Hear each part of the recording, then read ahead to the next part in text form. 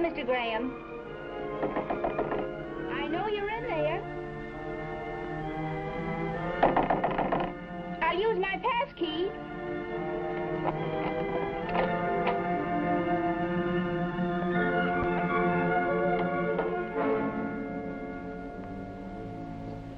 Go away, Rose. You're in a lot of trouble. Someone just phoned saying that detective was on his way over. You're liable to be arrested on suspicion of murder. I know. What did you do to your wife, Geraldine, Mr. Graham? Where is she? Look around. Her colognes, her perfumes. See? All her clothes. Her magazines. Even her cigarette. But where is she? In this room, where she always is. Oh, now, Mr. Graham. Where do you think she is, Rose? Well, you've got me. I'm on a merry-go-round. I don't know what to think. You seem like such an ideal couple. When I'd see you and your wife together... What was that you said? When was the last time you saw Geraldine? Well, I've been trying to remember, but about a month ago. A month ago, eh? A month ago. You'll stop laughing when they arrest you for murder. Oh, come now. How could I have killed my Geraldine? Then where is she? Where she always was. Yeah. What are you talking about? That's true. She's an idea, nothing more.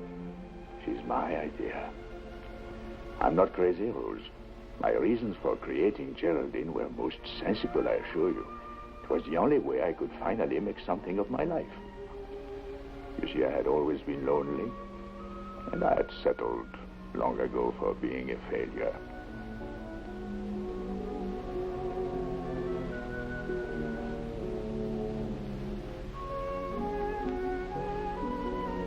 My life was a succession of small defeats, drifting from one insignificant job to the next, from one rooming house to the next. And nothing was going to change this late in the game. I answered the advertisement as a joke. It was a very wonderful position. I knew I didn't have a chance. But this time I got a reply. A request to come in for an interview. How ridiculous. A job like that for me? They'd laugh at me.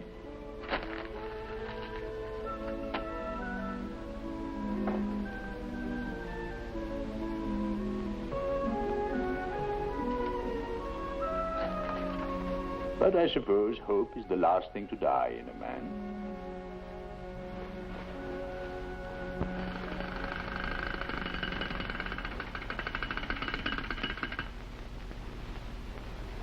Excellent education, I'll say that for you.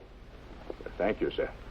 I was a real dummy in school, but I appreciate brains. Got great respect for brains. Of course, you never did much with all that education. That's true. This is an important job with my toy factory. Great responsibility. The average employer, he'd look at you and what would he say? Dated, seedy, uninspired, unaggressive, dull.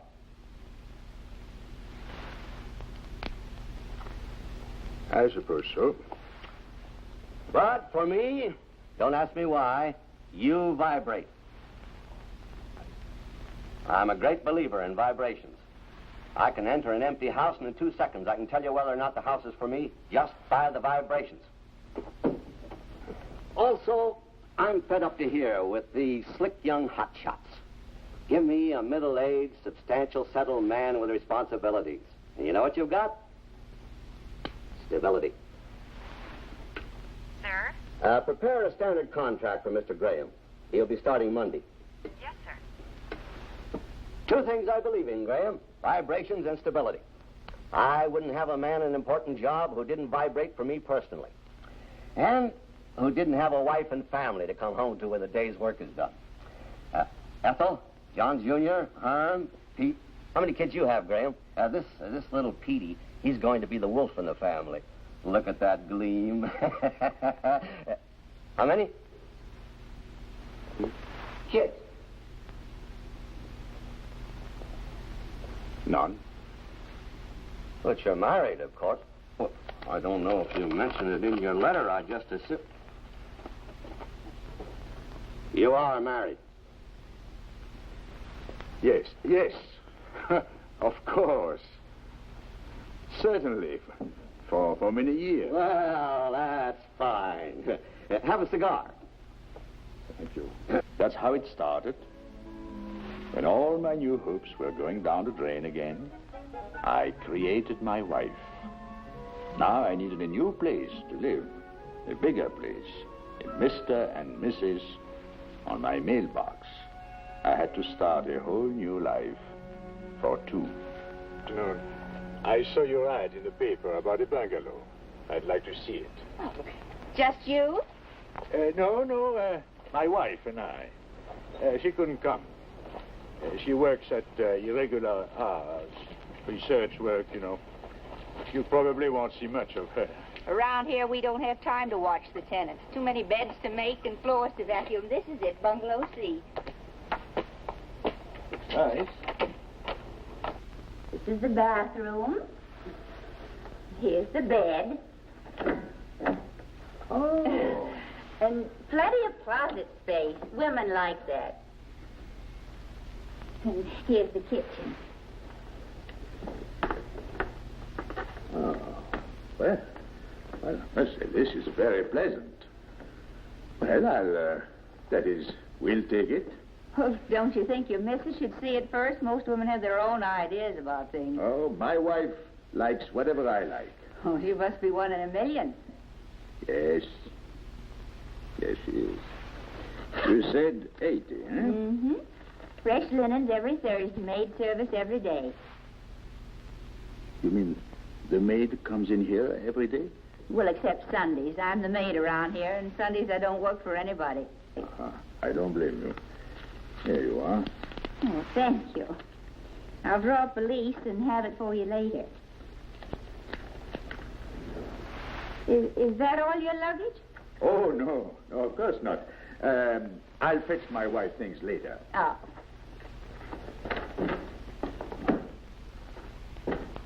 May I help you? Well, I'll take these. They're for my wife. All of them? Yes, it's her birthday. This is size 16, size 9, size 32.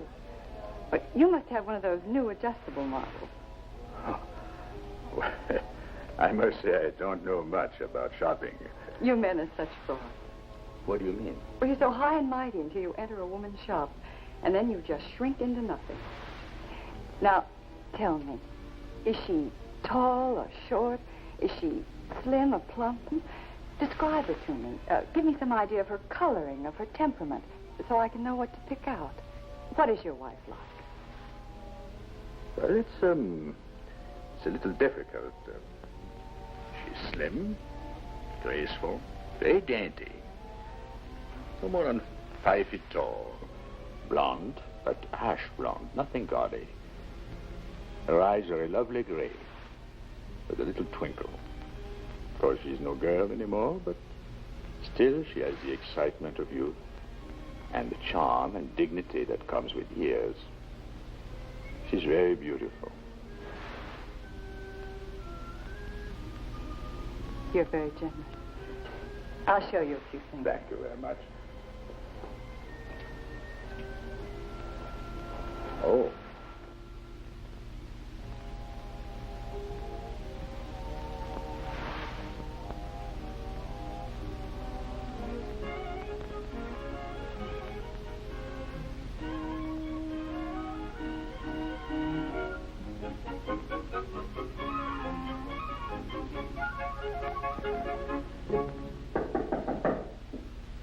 Yes? This is Rose Barton, the manager with the lease. One moment.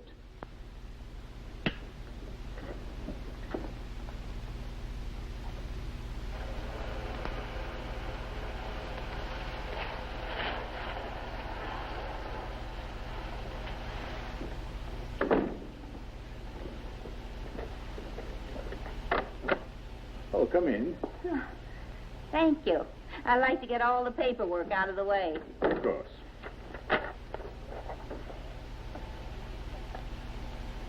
Your wife like the place? Oh, very much. Very much indeed. No complaints. No complaints? She sounds too good to be true. Here you are. Oh, your wife has to sign it, too. Oh. Well, she's in the shower now. Well, that's all right. Just have her drop by the office when she has the time. All right. Now, wait. As long as you're here, I'll take it in and have her sign it now. I'm coming in, sweetheart.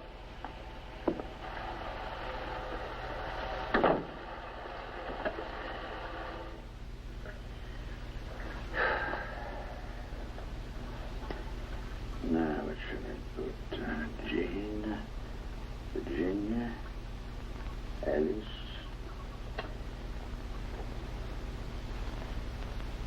Well, Geraldine. That's nice. Yes, very nice. Geraldine. Dry. Very good.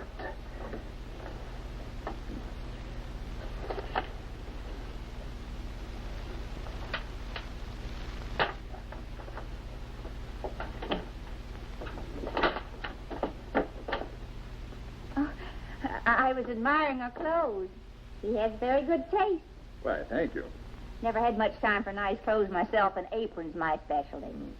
Here is the lease. Oh, excuse me. It's a little wet. Thank you. I hope to meet Mrs. Graham soon. By the way, I guess Geraldine is not too good to be true after all. There is one complaint. Oh, She says the water is not hot enough. spoke too soon, huh? All right, I'll check the heater.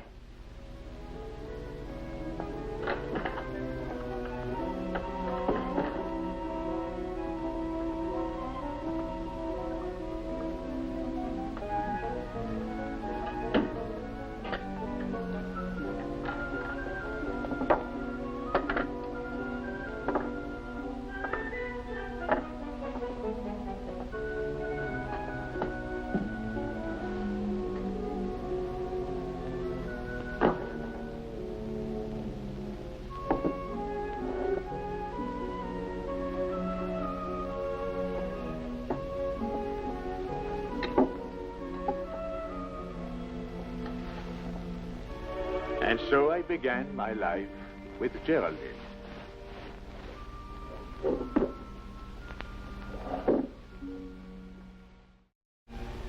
You say Geraldine doesn't exist, but the mailman brings her magazines, letters. I subscribe to the magazines. I write the letters. People in the court remark about what a nice, quiet couple you are. Never any fights, never any noisy parties. I used to hear you talk to her. Yes, to an empty room. And yet, there were times where I could have sworn that she... What? Nothing. Well, what about the people where you work? Oh, they believe in Geraldine completely. I was always sending my secretary out for little gifts for her. Every morning, there was a fresh flower in my lapel, placed there by Geraldine.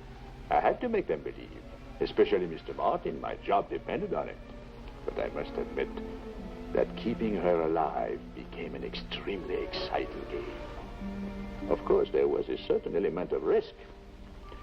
The other day, I was almost caught. I was in my office. Lunchtime. Oh? Has my secretary gone? Sure. Oh, I told her to put a call in to my wife. Well, do you mind waiting just a second? I'll make it short. I'm starved. I won't be long. The time is 12:50. Hello, my darling. Exact. I've been meaning to call you all morning, sweetheart, but this is the first chance I've had. Of course I do. The time is I hope you fell asleep again after I left. 52. You were so tired last night. Yes. And your face Looked so lovely this morning on the pillow. The time is 12:52. Well, see you tonight, sweetheart. 20 seconds. What are you doing?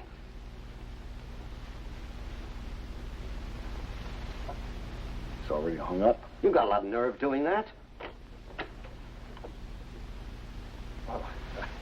I was just going to call you to tell you to step on it. You see, remember, I said I was starved.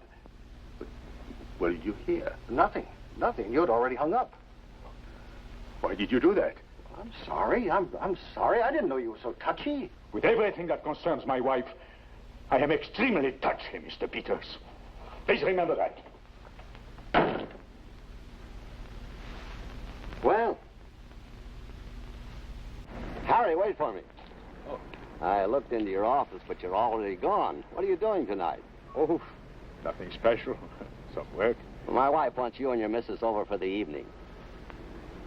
Oh, but I don't... I've been telling her there is such a thing as a perfect marriage, and she's dying to meet you two. Been pestering me for days. She's a bug on the Ouija board. Wants to do a reading on Mrs. Graham. Well, look, yeah. Well, she telephoned just a few minutes ago, and I'm instructed to insist. Let's say around 9. See you then.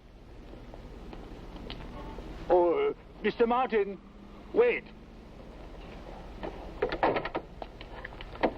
I am terribly sorry. I don't know where my mind is. I guess I'm so worried about Geraldine.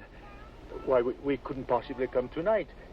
She has been quite ill with the flu for the last week. Oh, I'm sorry to hear that. Yes, and the doctor says she'll have to stay in bed for a few days longer. Yes, he's afraid of complications. Well, let me know when she's feeling better. I will.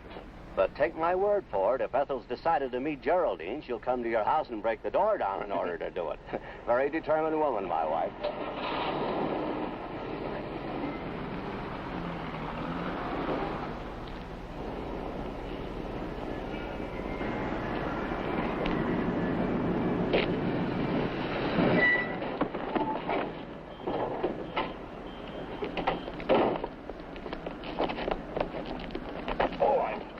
I'm terribly sorry.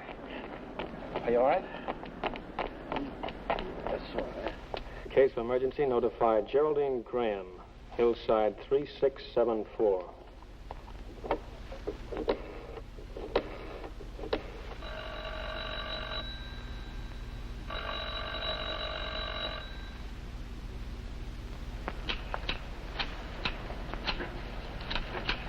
Good afternoon. Good afternoon. The phone's been ringing night and day at the Graham bungalow. There it goes again. Yes. I don't know how many times it woke me and the mister up last night. You'd better do something about it. I guess I will.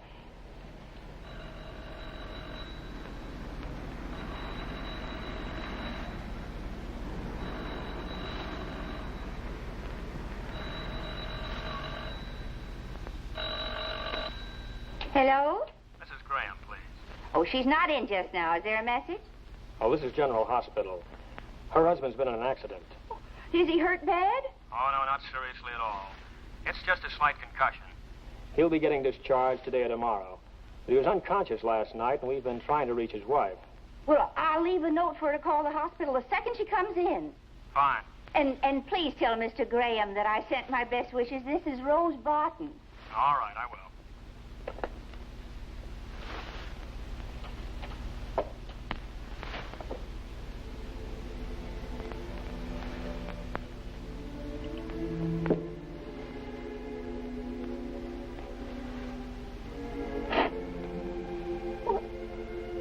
Never been opened. Oh, there you are, Mrs. Graham.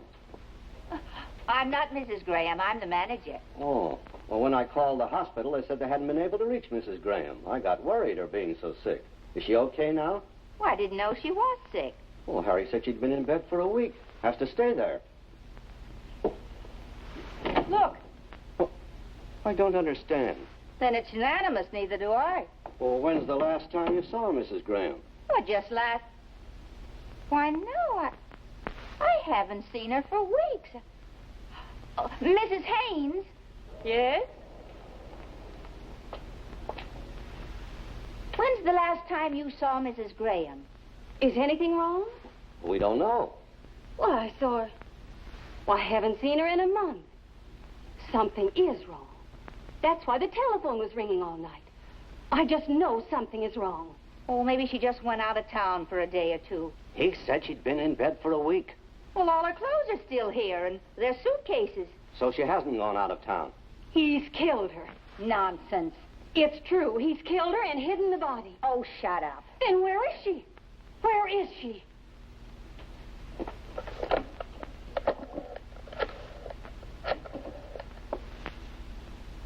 I want the telephone number of the Acme Detective Agency.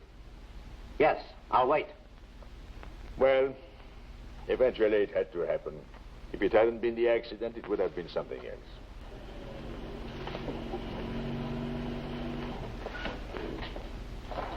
This must be the detective. Oh, well, what am I going to tell him? The truth. What else can you tell him? The truth. But you think he will believe me? And even if he does, what would it mean to my plans? Everything down the drain. The truth. Let him in, and then keep your mouth shut.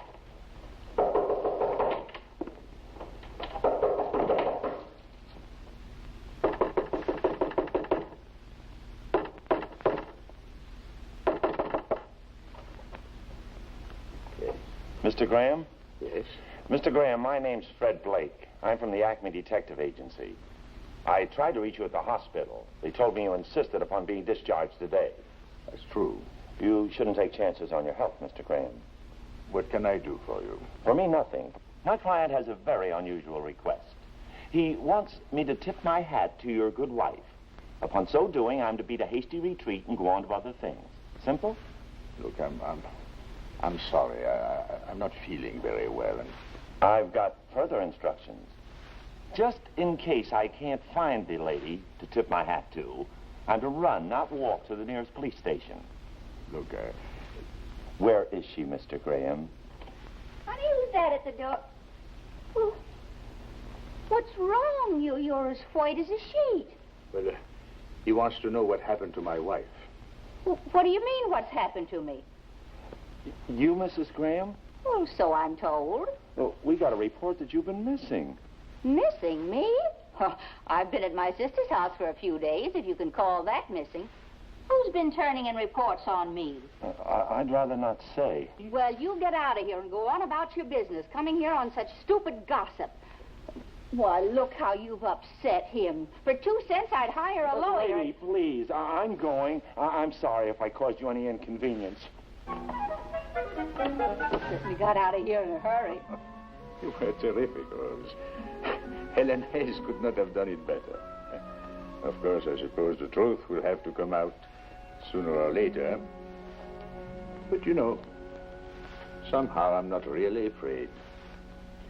I don't feel so alone anymore. There's one sure way to solve everything. What's that? You should really get married, Mr. Graham. You need someone to look after you. It's no good to be alone all your life. You need someone to care about you. But bigamy is against the law, Rose. Bigamy? Yes. You see, I can convince everyone else that there is no Geraldine. But I can't convince myself. I can't get her out of my mind. Her beauty, her loveliness. Oh, I know that she doesn't really exist. But when I close my eyes, she's right here, beside me.